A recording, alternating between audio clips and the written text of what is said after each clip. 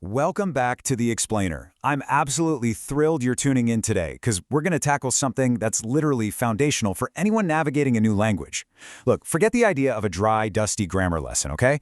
Think about it. How do you actually make friends? How do you find common ground with someone? Well, you talk about the things you enjoy and, let's be real, the things you absolutely can't stand. Mastering how to express your likes and dislikes in English isn't just about passing a test. It's basically your ultimate social toolkit for building genuine, authentic connections. Okay, let's dive into this. Today's source material gives us a beautifully structured breakdown of exactly how to express your preferences.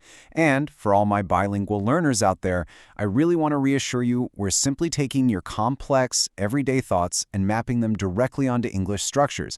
It's the exact same sentiment you already feel, just, delivered in a shiny new package. We're going to break this all down so you can use it confidently in literally your very next conversation. So, here's our quick roadmap for today. First, we'll cover expressing likes and dislikes. Second, using the negative form. And finally, asking and answering questions. All right, starting with Section 1, expressing likes and dislikes. Every good conversation starts with the right vocabulary. And just look at the emotional range of these core tools. We aren't just stuck with a robotic, I like. No way. You can love something, enjoy it, or maybe you prefer it over something else. And then on the flip side, we've got our negative preferences. You can mildly dislike an activity or strongly hate it. These words are what give your sentences real color and personality. All right, let's actually put those words to work. The formula here is super straightforward. First, you start with the subject, whoever is talking. Then you drop in your preference verb, like love or hate. Next comes the absolute secret key to sounding completely natural. You take your action verb and you just tack on ing. Finally, you add the object. Honestly, that ing is basically the glue that holds the entire phrase together perfectly. Now, what's really interesting about this slide is what happens when we change the subject of our sentence. We have this fundamental rule in English that I like to call the rule of S. Check this out. If you're talking about I, you, we, or they, your preference verb stays exactly the same, no change. But if you're talking about he, she, or it, you absolutely must add an S to the end of that preference verb. Honestly, grasping this one little pattern, it's going to unlock the rest of this entire explainer for you. So let's hear how that actually sounds in real spoken dialogue. Look at this first example here. They like playing football. We're using they, right? So it's just like, and notice that glorious ing on playing. Perfect. Now look at the second example. She likes helping others. Because our subject is she, we have to apply our rule of S. Like automatically becomes likes. She likes helping others. It just gives the sentence this very specific natural rhythm. And we see that exact same pattern when we look at our negative preference vocabulary in action. He dislikes waking up early. We've got the he, so boom, we add the S to make dislikes. Contrast that with we hate doing homework. Because the subject is we, the verb hate remains safely in its base form. I know, English really loves to be stubborn and test our memory with that S, but I promise, once you catch the rhythm, it totally becomes second nature. Moving right along to Section 2, using the negative form. Okay, to make a sentence negative, we have to bring in some helper words. And I want you to notice the pattern recognition happening here. For I, you, we, and they, we use don't. But for he, she, and it, we use doesn't. Do you see it? The rule of S carries right over. That sneaky little S is hiding right there inside the word doesn't. So the crucial point is right here in our negative structure formula. Look closely at the preference verb. Because that helper word doesn't already holds the S for he, she, and it, our main preference verb goes completely back to its base form. You literally don't need to put the S on it twice. It's a one-and-done deal. Let's bring this example to life. Imagine you're trying to organize a weekend hangout with some friends. Someone suggests tennis, but you know your friends would way rather go swimming. You'd step in and say, they don't prefer playing tennis. It's clear, it's grammatically flawless, and it perfectly communicates the group's boundaries just by using the word don't. And this brilliantly illustrates the rule of S at work in the negative form. She doesn't like playing handball. The subject is she, right? So we use doesn't. And because doesn't is doing all the heavy lifting for us, the verb like stays exactly as it is without an S. It is just a beautifully constructed boundary.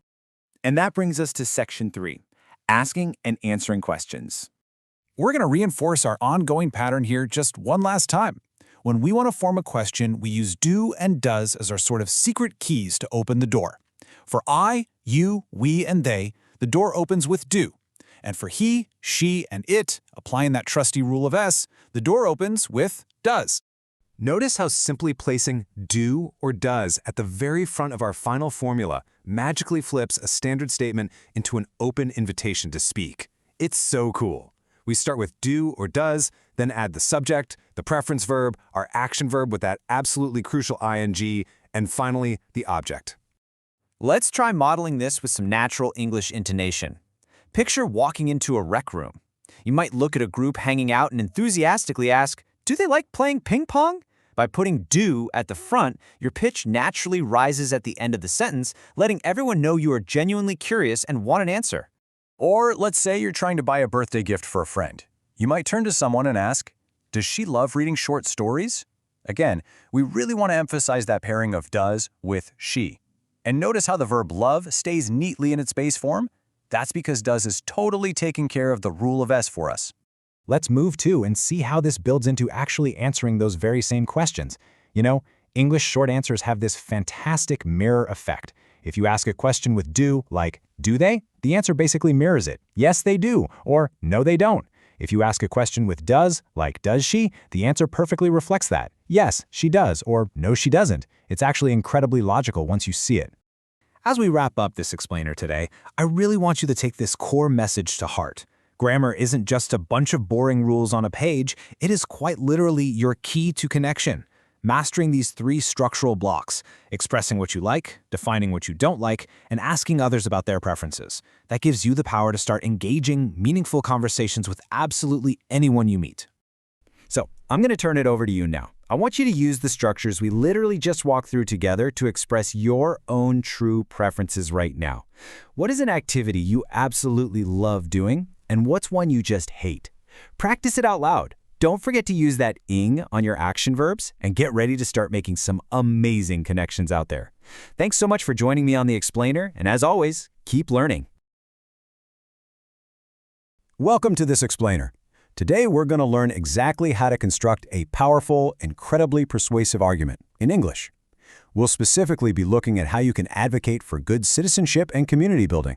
And you know this applies whether you're talking about your local neighborhood or our massive, interconnected digital world. Whether you're presenting a project, writing an essay, or just trying to convince your friends to support a great local cause, knowing how to structure your thoughts clearly in English, that is absolutely a superpower. So let's dive right in and unlock the secrets to making your voice truly heard. Here is our roadmap for today. 1. The power of your opinion.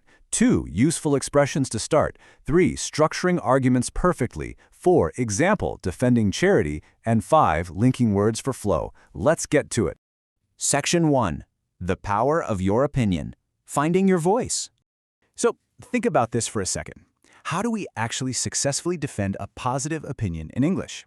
When you want to support a fantastic idea, like maybe volunteering at a local shelter or using the internet to crowdfund for a community project, how do you convince others that your viewpoint is the right one? You can't just say, well, it's good, right?